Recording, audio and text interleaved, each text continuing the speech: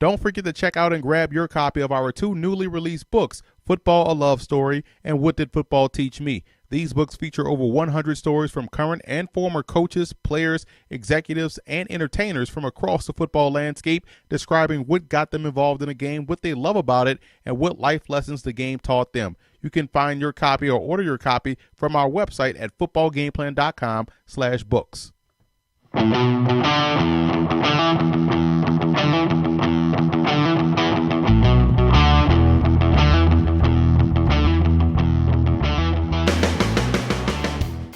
Starting with the Packers in this ball game, I believe they have to clean up the sloppy play. Last time out versus Chicago on Thanksgiving night, you saw a team that had a lot of penalties, a lot of blown assignments, a lot of turnovers. Those things can't happen in this matchup tonight versus Detroit. And look at quarterback Aaron Rodgers getting into a rhythm early in this ball game. Just to me, he seems like he's been out of whack, and not himself over the last 3 weeks. He has to get back going to become, once again, the best quarterback in the NFL. He's not playing like it over the last 3 weeks. Now we'll go with more of an inverted coverage versus Calvin Johnson. I would probably put a safety at the line of scrimmage to get a good bump on him before passing him off to a cornerback waiting at the safety spot. So you want to invert those two players to get a good bump, throw off the timing of the passing game, and that way you put your cover guy in better position to make a play on the ball.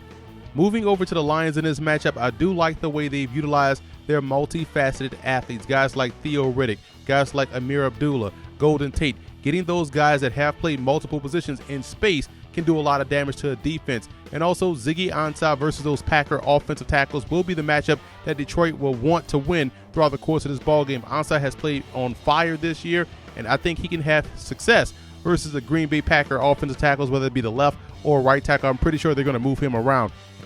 And I would just play the run on the way to the quarterback until Green Bay shows they can run the football with some level of consistency and want to. I think the Lions can get extra aggressive in their rush lane, staying gap sound, however, and being cognizant of the run, but not overly worrying about the run until Green Bay proves that they can run the football. So you can stay aggressive in your rush lanes, playing the run on the way to the quarterback without being over aggressive to where you rush past Aaron Rodgers and he gashes you on the ground, but you want to get push instead of pressure, but you can get aggressive in playing the run on the way to the quarterback against this Packer offense. I like the Lions in this ball game. Quietly, what has gotten better for Detroit since the bye week has been the play of their defense. They're getting after the quarterback. They're getting back there and putting the quarterback on the ground. They're making plays in the secondary. Linebackers are doing a very good job versus the run. I think all three things combined with the fact that their offense has slowly gotten together. They're getting everyone involved, and they're not turning the ball over. I think that will lead them to victory tonight over Green Bay. Thursday Night Football gives us the Packers and Lions. It's going to be in Detroit. My X factor for the Lions, it's got to be Calvin Johnson. Just looking at what the Lions were able to do last week against the Eagles, they took advantage of Eric Rowe, the rookie. Calvin Johnson, 3 touchdowns. He's back on track.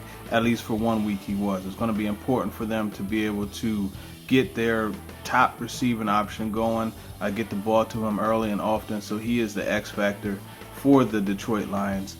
Conversely, the X factor for the Packers, the Lions do not run the football. 71 yards rushing a game, so they're not a team that's going to run the football. So for that reason, it's going to be really key for the secondary. So my X factor is Demarius Randall, all those guys actually. Sam Shields, the whole crew. It's going to be up to them to limit the Lions' passing attack and keep them from being able to fulfill their 270 plus yards passing the game. They're giving up 248, so they're going to have to find a way to cut back on the big plays from Matt Stafford to Golden Tate and to Calvin Johnson. And I think that they will be able to do that. End of the day, I have the Packers winning this game in Detroit 27-19.